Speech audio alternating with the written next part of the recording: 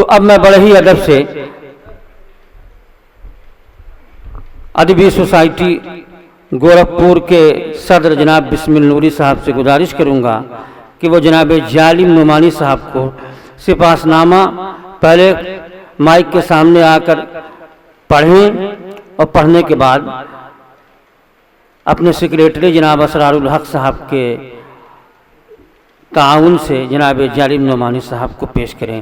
میں جناب بسم النوری صاحب سے گزارش کروں گا کہ وہ جناب جالم نعمانی صاحب کی خدمت میں سپاس نامہ پیش فرمائیں، اور اسرار الحق صاحب سے گزارش کروں گا کہ وہ تھوڑی دیر کے لیے ڈائس پر تشریف لے آئیں۔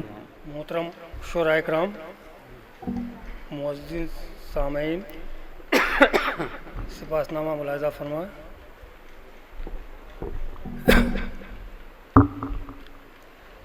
مہو نجوم گلوں کی مہک سے آگے ہے، مہو نجوم گلوں کی مہک سے آگے ہے، میری اڑان زمین و فلک سے آگے ہے۔ بہت خوب، بہت خوب۔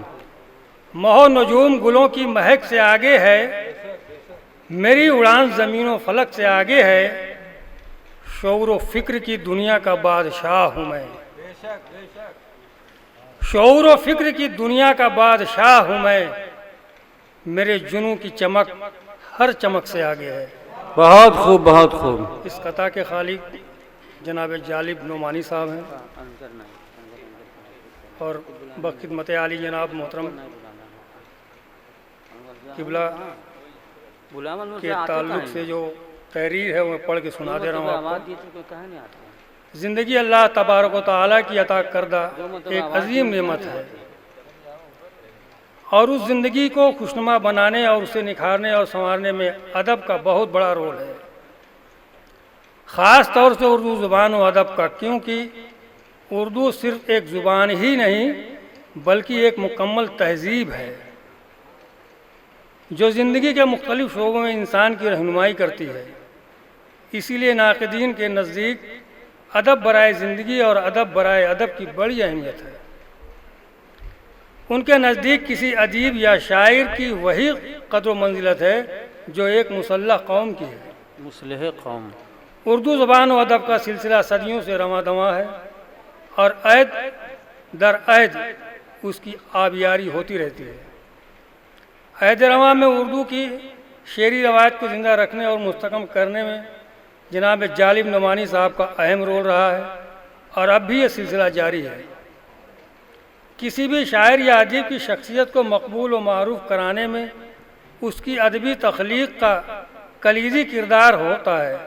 اس تناظر میں اگر جالب نعمانی صاحب کی شاعری کا جائزہ لیا جائے تو معلوم ہوگا کہ موصوف کا کلام انہی تخلیقات میں شامل ہے جسے ہم آفاقی شاعری کے نام سے جانتے ہیں۔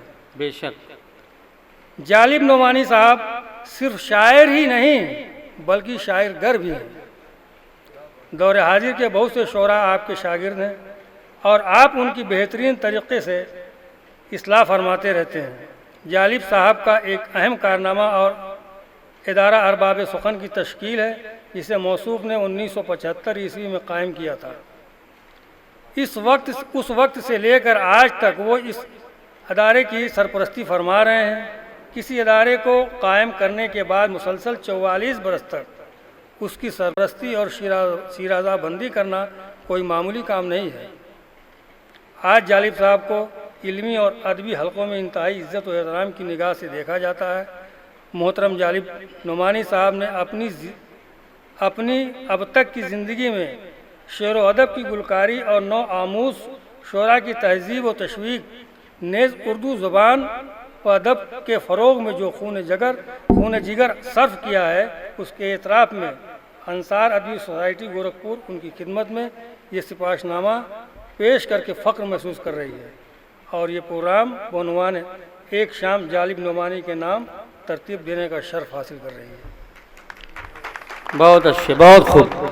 اب جناب بسم النوری صاحب اور جناب اسرار الحق صاحب پیش فرما، اور آج کے اس پروگرام کے صدر جناب الحاج افراہیم صاحب سے گزارش ہے کہ وہ جناب جالب نعمانی صاحب کو شال اڑھا کر ان کا استقبال فرمائیں۔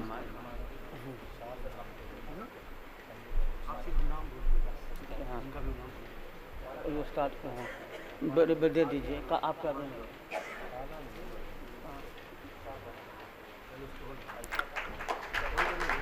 بہت خوب بہت خوب. صدر بزم جناب الحاج محمد افراہیم صاحب جناب جالب نعمانی کے استقبال کرتے ہوئے جناب بسم النوری اور جناب اسرار الحق صاحب سپاس نامہ پیش کرتے ہوئے جناب جالب نعمانی جن کے نام سے آج یہ پروگرام منسوب ہے. جی ہاں وہی چھوڑ دیجیے.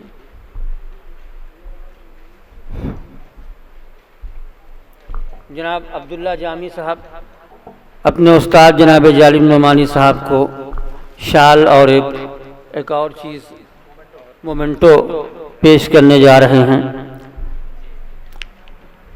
جناب کمال الدین صاحب بہت ہی مخلص آدمی ہیں. وہ رومال جو عموماً جالب صاحب استعمال کرتے ہیں وہ جناب کمال الدین کمال صاحب ان کی خدمت میں پیش کر رہے ہیں. جناب محمود الحق صاحب نے تمام شعراء کے لیے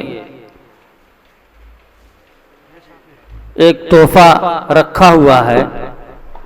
وہ ایسا تحفہ ہے کہ بہت دنوں تک کام آئے گا. جن لوگوں کو بال جھڑتے ہیں، بال نہیں نکلتے، بال کمزور رہتے ہیں، وہ سب صحیح ہو جائیں گے اس سے. اور وہ بھی جناب محمود الحق محمود صاحب کا اخلاص ہے کہ وہ 25 عدد لائے ہیں تاکہ تمام لوگوں کو جتنے بھی شعراء کرام ہیں سب کو دیا جا سکے. ایک مرحلہ یہ طے ہوا جناب جالب نعمانی صاحب، یہ ہمارے درمیان جو لوگ بیٹھے ہیں، ہمارے سامنے جو لوگ بیٹھے ہیں، میں ان کو بتاتا چلوں کہ وہ بور بالکل نہ ہوں گے کیونکہ یہ ایک اہم پروگرام ہے. ہمارے گورکھپور میں اس طرح کے پروگرام عموماً کم منعقد ہوا کرتے ہیں، لیکن اگر ہم شہر سے باہر نکل کر کہیں دوسرے علاقے میں جائیں تو ہمیں معلوم ہوگا کہ وہاں شعراء کرام کی پذیرائی بہت ہوتی ہے. اور اسی وجہ سے جب شعراء کرام کی پذیرائی ہوتی ہے تو ان کا حوصلہ بڑھتا ہے اور پھر وہ ترقی کی منزلیں طے کرتے ہیں. گورکھپور میں اس طرح کے پروگرام عموماً کم منعقد ہوتے ہیں، اس لیے یہاں کے لوگ شاید اس سے بہت زیادہ وہ واقف نہیں رہتے اور بور ہوتے رہتے ہیں کہ جلد سے جلد مشاعرے کا پروگرام شروع ہو. مشاعرہ تو آپ روز سنتے ہی رہتے ہیں، مشاعرہ ہوگا، ابھی ہوگا اور انشاءاللہ بہت شاندار ہوگا. لیکن ایک بہت اہم پروگرام کا ایک بہت اہم حصہ ہے جو اس وقت چل رہا ہے.